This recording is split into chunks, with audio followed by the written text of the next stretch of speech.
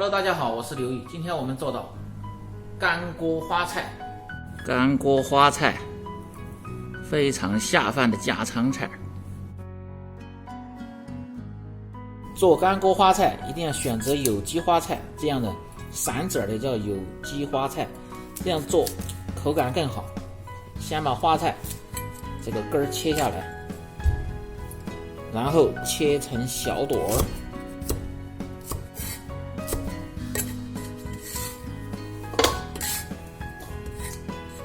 切好的花菜放入盆中，放入清水，再加入食盐，浸泡10分钟，炒出来的花菜颜色和口感都会更好一点。再切点洋葱丝儿，放入盆。再切点杭椒和小米辣，增加辣味和颜色。如果喜欢吃辣的，可以多放点这个小米辣。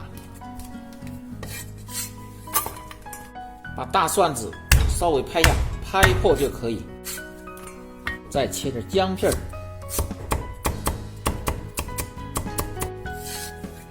再准备少许的干辣椒和花椒，再少切点五花肉，增加香味。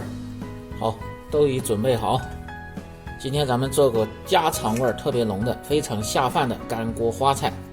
先把花菜控干水分，冲洗一下。起锅烧油，油温4成，下入菜花，开中火炸至2分钟。好，炸熟捞出。锅里有少许的油，下入洋葱丝，先炒香。好，炒香倒入锅中，锅中放入少许的油，下入五花肉，炒香，炒出油脂，插入姜蒜、花椒、辣椒，炒出香味儿。在家里边做的可以选择火锅底料和豆瓣酱，炒出香味儿，其中一种就可以。我放的是火锅底料，炒出香味儿，然后放入蚝油和老干妈，炒出香味儿。放入适量的料酒炒香，又下入杭椒和小米辣，稍微炒一下，下入花菜，慢炒，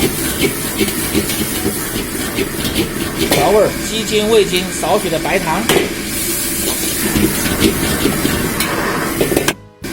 放入蒸鱼豉油，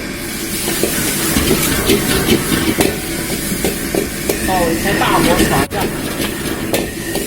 出锅的时候放入香油和花椒油，如果有青蒜苗的可以放入青蒜苗，味道更香，而且颜色也更好看一点。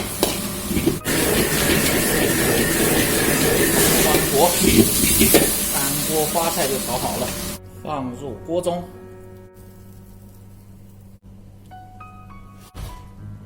干锅花菜下饭又下酒的菜，家常做法，简单易学。如果你每天不知道吃什么做什么的，就关注我，美食天天更新。关注我，这里总有你喜欢的美食的做法。感谢大家的支持。